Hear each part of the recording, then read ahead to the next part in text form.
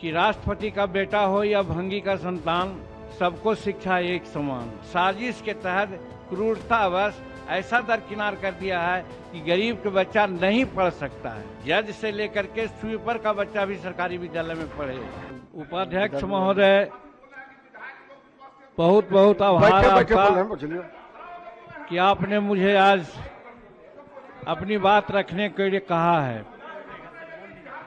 आज बिहार सरकार की ओर से प्रोसीडिंग में जो भी के लिए संसदीय बात आई है उसको निकाल दिया जो बजट 2022-23 के लिए आया है, मैं उसका समर्थन करता हूं और विरोधियों के द्वारा जो कटौती का प्रस्ताव आया है उसका हम विरोध करते हैं। महोदय, हम कुछ अलग की बात करना चाहते हैं। अभी एक कांग्रेस की बहन बोल रही थी कि शेरनी का दूध है शिक्षा, जो पीता है वो दहाड़ता है। तो याद आ गया हमको डॉक्टर अंबेडकर की बात भी। डॉक्टर अंबेडकर ने ये स्वरूप रचने का काम किया था कि राष्ट्रपति का बेटा हो या भंगी का संतान, सबको शिक्षा एक समान। आज उपाध्यक्ष महोदय 75 साल आज़ादी के गुजर गए। आज परिस्थितियां क्या है? असमान शिक्षा दी जा रही है। कोई अपने बच्चों को 25 लाख, 30 लाख, 40 लाख रुपया देकर प्राइवेट स्कूल में पढ़ाता है। तो सरकारी विद्यालय की स्थिति है जो अभी हमारे साथियों ने कहा। हम समझते हैं इसमें साजिश है महोदय। जब हम कहते हैं कि सत्ता में प्रायः वही लोग रहे हैं जिनको यहाँ के मूल निवासियों से कोई मतलब नहीं है। वो शासन चलाते हैं, शासन चलाना जानते हैं, और यही कारण है कि आज शिक्षा की स्थिति ये है। अगर कॉमन स्कूलिंग सिस्टम हो जाता, सबकी शिक्षा एक समान, जैसे फ्रांस में है, चीन में है, रशिया में है, इंग्लैंड में है, अन्य देशों में है, वैसा अगर हो जाता तो मैं समझता हूं कि डॉक्टर अंबेडकर साहब के प्रति जो हम लोग भावभीनी श्रद्धांजलि देते हैं वो उचित होता।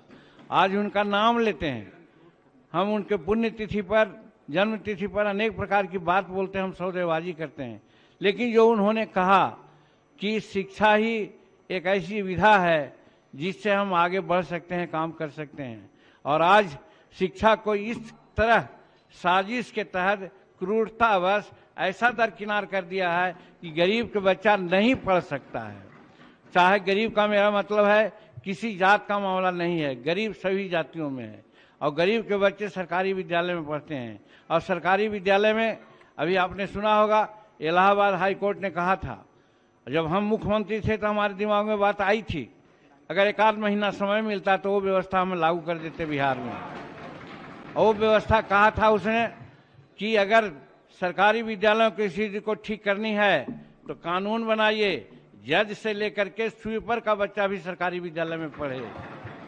अगर ये व्यवस्था आज भी हो जाए तो हम समझते हैं कि सरकारी विद्यालयों की स्थिति ठीक होगी, लेकिन ये करेंगे नहीं चाहते हैं गरीब के बच्चों को पढ़ना।